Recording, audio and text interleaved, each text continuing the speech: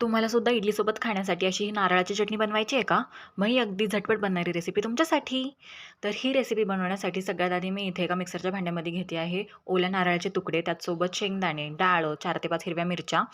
त्याचसोबत मी आता ॲड करते 4 ते 5 लसणाच्या पाकळ्या आणि एक छोटा आल्याचा तुकडा आणि भरपूर सारी कोथिंबीर. आणि मग हे व्यवस्थित वाटून घ्यायचं. तर अगदी एक वाटीभर पाणी ॲड करते मी या वाटणामध्ये, त्यामुळे ह्याची परफेक्ट पेस्ट बनली जाते. आणि थोडंसं जाडसरच वाटायचं हे वाटण, जास्त बारीक नाही वाटून घ्यायचं. तर बघा इथं माझं परफेक्ट वाटून झाली आहे चटणी. आता मी ह्याला एका भांड्यामध्ये काढून घेते आहे. बरं, याची डिटेल्ड रेसिपी आज आपल्या चॅनलवरती फुल व्लॉगमध्ये येणार आहे. तर तिथे तुम्हाला ह्याचं साहित्य आणि प्रमाण डिटेल्समध्ये कळेल. त्यामुळे अजूनही तुम्ही माझ्या चॅनलला सबस्क्राईब केलं नसेल तर पटकन सबस्क्राईब करा आणि तो फुल व्लॉग बघायला विसरू नका.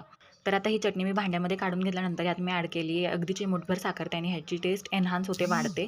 त्याचसोबत मी आता ॲड करते अगदी चवीनुसार मीठ आणि ह्याला व्यवस्थित मिक्स करून घेते आहे. तर आता ही चटणी बनवून झाली आहे. आता ह्याला तडका मारूयात. तर तडक्यासाठी मी इथे एका पातेल्यामध्ये तेल चांगलं तापवून घेते. तेल चांगलं कडक तापलं की मग मी आता ॲड करणार आहे 1 चमचाभर मोहरी.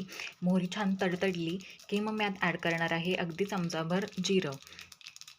जिरंही चांगलं फुललं की मग मी आता ॲड करणार आहे थोडीशी कढीपत्त्याची पानं.